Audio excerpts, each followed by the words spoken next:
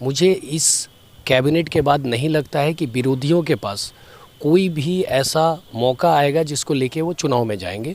बस अब वो चुनावी जुमला लेके 200 गांव में अगर आप देखेंगे तो उस टाइम 15 से 20 गांव ही मुख्य सड़क से जुड़े हुई थी। उन्होंने अपने कार्यकाल में सारे गांवों को 189 गांवों को उन्होंने सिर्फ 5 साल के अंदर जोड़ने का कार्य किया था और फिर 9 सालों में वो सारी चीज़ें। वैसे तो योगी जी भी हैं, हमारे मोदी जी भी हैं, तो वो भी अगर शादी नहीं हुई, अगर ये क्राइटेरिया युवा की कुछ क्राइटेरिया बनाई जाए, ऐसे भी कोई भी आके बोले कि मैं युवा हूँ, मैं मानता हूँ। मनोज कुमार सिंह और आज हमारे साथ तरारी विधानसभा के बीजेपी के विधायक विशाल प्रशांत जी मौजूद हैं और आज कैबिनेट की बैठक थी। और मजे की बात यह है कि बिहार में विधानसभा चुनाव तो है ही, उसके पहले ही दर्जनों ऐसे चीज़ों पे मुहर लगा है जिससे कि प्रतिनिधि समेत जनता को लाभ मिलेगा।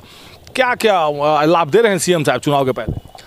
आपको आज के कैबिनेट और आज से पहले जितने भी कैबिनेट्स हो रही हैं उनको देख के आपको पता चल रहा होगा कि हमारी एनडीए की टीम और एनडीए की जो कैबिनेट की मीटिंग्स हो रही हैं उस मीटिंग के आधार पे हमारी जो सरकार है और माननीय श्री मुख्यमंत्री नीतीश कुमार जी की जो सरकार है वो धुआंधार बैटिंग कर रही है। कोई भी ऐसी योजनाएं नहीं है जिन योजनाओं पे हम लोग चर्चा नहीं कर रहे हैं, अप्रूवल नहीं दे रहे हैं, कोई मानदेय ऐसी नहीं है जिसकी बढ़ोतरी नहीं हो रही है।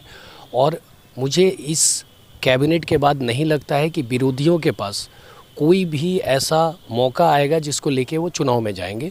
बस अब वो चुनावी जुमला लेके जाने वाले हैं। लेकिन वो तो बोल रहे हैं तेजस्वी और राहुल गांधी की जो मुद्दा हम लोग ले आते हैं उस पर नीतीश कुमार जो है पहल कर रहे हैं। नहीं, ये तो अच्छी बात है, उनको पता चल जाता है कि हमारी सरकार किन योजनाओं को और जनता के बीच में जो परेशानियां हैं किन योजनाओं को लेके तैयारी कर रही है और उसको लेके वो लोग मुद्दों के लेके सामने आते हैं। और ये तो अच्छी बात है, जनता के लिए अच्छी बात है। एक अगर कोई भी विरोधी दल अगर किसी मुद्दे को उठाता है और सरकार उसको तुरंत ही चुनित करके उस पर कार्रवाई करने की बात करती है तो इससे अच्छी सरकार फिर किसको चाहिए। विशाल जी, आप तो युवा हैं और मतलब युवा की यदि बात करें तो तेज प्रताप तेजस्वी दोनों भाइयों के बीच में अभी अनबन चल रहा है। क्या लग रहा है कि आने वाले समय में लालू फैमिली में विद्रोह हो सकता है? देखिए, ये सोच की बात है। लालू जी की जो फैमिली है उसमें जो उनके बड़े भाई हैं वो छोटे भाई बन रहे हैं, जो छोटे भाई हैं वो बड़े भाई बन रहे हैं। और ये फैमिलियर बात है, ऐसा नहीं है कि उन लोगों को नहीं पता था। आज के बहुत सालों पहले ही जब तेजस्वी जी की शादी हुई थी उस टाइम भी उनके मामा जी ने इन मुद्दों को उठाया था मीडिया में और सबको पता था कि ऐसी चीज़ें हैं। उसके बावजूद जब वो एक पोस्ट करते हैं, उस पोस्ट के आधार पर उनको अपने घर से बेदखल कर दिया जाता है, तो ये भी इसमें भी कहीं ना कहीं राजनीति है। मुझे लगता है कि आने वाले समय में आप देखेंगे कि दोनों भाई फिर से अपनी जगह पहुंच जाएंगे। अच्छा, यदि मान लीजिए तेज प्रताप और जो आपके राहुल गांधी हैं जो लगातार भ्रमण कर रहे हैं बिहार में, तो युवाओं पर कितना असर पड़ेगा? देखिए, आप युवाओं की बात कर रहे हैं तो राहुल गांधी जी अब युवा कहाँ रह गए? किस एज से आप उनको युवा मानते हैं? बोलते तो हैं कि हम शादी नहीं हुआ तभी हम युवा हैं। तो वैसे तो योगी जी भी हैं, हमारे मोदी जी भी हैं, तो वो भी अगर शादी नहीं हुई, अगर ये क्राइटेरिया युवा की कुछ क्राइटेरिया बनाई जाए, ऐसे भी कोई भी आके बोले कि मैं युवा हूँ, मैं मानता हूँ आपको युवाओं की तरह कार्य करना चाहिए। और अच्छी बात है कि वो आ रहे हैं हमारे जनता के बीच में। पिछले 5 सालों में तो कभी उन्होंने भ्रमण नहीं किया, पिछले 5 सालों में तो कभी आके उन्होंने जनता का हालचाल नहीं पूछा। अभी ये रोड पे आप रैली निकाल के, बाइक चला के जनता को क्या मैसेज देना चाहते हैं? उससे कोई चेंज नहीं आने वाला है। अच्छा, ये आपका इस बार विधानसभा का चुनाव का मुद्दा क्या होगा? इसलिए कि आपका तो 6-7 महीना समय मिला, जितना आपने वादा किया था इस बीच पे खड़े भी उतर रहे हैं तरारी विधानसभा पे, तो इस बार का क्या मुद्दा होगा? कुछ तो नया सोचे होंगे ना?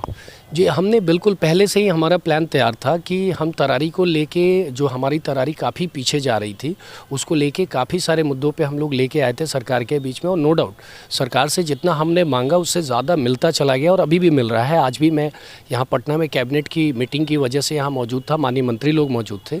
आज भी एजुकेशन को लेके और हमारे नगर विकास को लेके जो भी हमने डिमांड्स मांगे थे वो आज पूरे किए गए। उसके लिए मैं माननीय मंत्री का और अपनी सरकार का धन्यवाद देना चाहता हूँ। आगे आने वाले चुनाव में जो हमारे खास करके मुद्दे होंगे वो हमारा नाला योजना है। हर घर में आप देखेंगे कि रोड हम विकसित कर ले रहे हैं मुख्यमंत्री ग्रामीण सड़क योजना के तहत, प्रधानमंत्री ग्रामीण सड़क योजना के तहत, लेकिन कोई भूमिगत नाला योजना के तहत हमारे पास ऐसी कोई योजनाएं नहीं है जिससे भाई भाई में लड़ाई हो रही है, अगले पिछड़े में लड़ाई हो रही है और सब में आपस में जो परेशानियां हो रही है उसके वजह से गंदगी भी काफ़ी ज़्यादा है।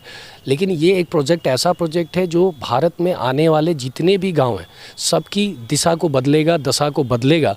तो ये कुछ प्रमुख योजनाएं, हमारे पास बहुत लंबी चौड़ी लिस्ट है जिसको हम लेके एजेंडा आएंगे भी। चुनाव में अभी काफ़ी टाइम है, अभी हम लोग विकास में लगे। कहीं ना कहीं पापा का जो सपना था उसको पूरा कर लीजिएगा, इसलिए कि कुछ उनके भी कार्य थे जो अधूरा रह गए। देखिए, वो जब तरारी गए थे, तरारी जाने के बाद में कोई भी बहुत सारे हमारे यहाँ 200 गांव है। 200 गांव में अगर आप देखेंगे तो उस टाइम 15 से 20 गांव ही मुख्य सड़क से जुड़े हुई थी। उन्होंने अपने कार्यकाल में सारे गांवों को, 189 गांवों को उन्होंने सिर्फ 5 साल के अंदर जोड़ने का कार्य किया था और फिर 9 सालों में वो सारी चीज़ें धूमिल हो गई थी। तो इस 9 महीने में तो हमारा टारगेट उस 189 सड़कों को सुधार करना, और जो भी नई सड़कों की डिमांड थी उसमें लगभग 80% हम लोगों ने उन नई सड़कों का भी निर्माण कर दिया है।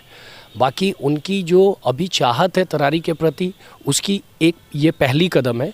आने वाले समय में अगर जनता हमें बुलाती है तो आप देखेंगे कि उनकी सोच जो है उसके हिसाब से हम लोग कितना अच्छा कार्य करते हैं।